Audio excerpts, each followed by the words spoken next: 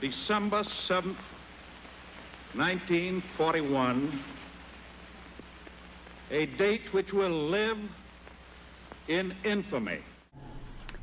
I think I was out Brooklyn Square, the old Brooklyn Square, and I went into, what was it? It was it Gunnell and Carlson? Gunnell and Carlson, yes. Was it? Yep. And I went in there and they had the radio on. I think that's where I heard it. High school here in Jamestown, and then you at age 17 quit and went into the Army. Yeah. Why did you choose the Army? Well, I don't know. It's the first thing that came to my mind, I guess. But I joined the Army. I went on a troop ship, and we were supposed to go to Le Havre, France, and they changed our orders, and we went up through the North Sea to Bremerhaven. And we got off the troop ship there, and by train we went down to Marburg, Germany. It was a repo depot. And I got sent down to Regensburg, Germany, which was, like I say, I was a surgical technician, and it was a MASH outfit.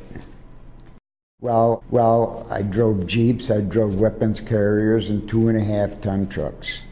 And he and I drove 2.5-ton trucks and moved all our stuff from Regensburg to Fulda. Well, I remember coming out of the mess hall when I was in Marburg, and I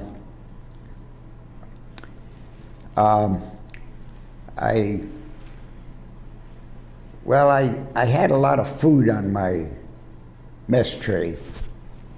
Mess sergeant says, "Where you going with all that food?" And I says, "You see those kids out there? They were standing in line waiting for get anything they could get." And I'd go out and they'd have containers, and I'd give them some food. And if you had any coffee, they had a small bucket you could pour your coffee in, because they couldn't buy stuff like that. A lot of damage, physical damage in the city? Oh yeah. When I was there, everything was bombed out, especially Nuremberg and Darmstadt. I didn't have anything against them. And I had, matter of fact, we had one of the gentlemen that worked around our building and everything, done odd jobs and that.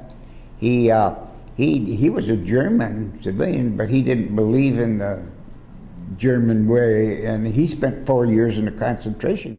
We had a displaced person working there too with us, and he made me a ring. What did he make the ring out of? Was it a piece of war material or something? Huh? Was it a piece of scrap war material he made the ring out of? Oh, I don't know how he done it, but I know it's sterling silver. And he put my initials on it and gave it to me. And that he was Polish, and he'd been in a concentration camp, and he hadn't been home for 11 years. And he finally got papers that cleared him so he could go home. To be greeted by the Russians, yeah. And I took him down to the railroad station so he could board the train and get back to Poland. Like he told me, he said, he kissed me on both cheeks, and he says, "I'm finally going home after 11 years. That was the last time I saw him. Yeah. The people, a lot of things they couldn't buy, soap, and they couldn't buy coffee, and, everyday things, and I felt sorry for him that way, but I had a girl that I'd give her soap and stuff, and she'd do my laundry. Yeah, it worked out pretty good. And I didn't, I used to get well, we could get a carton of cigarettes. I think it was every 10 days. I think it cost us 80 cents a carton.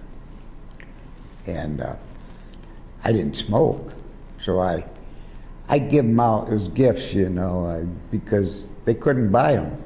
They couldn't buy cigarettes. So I'd pass them out.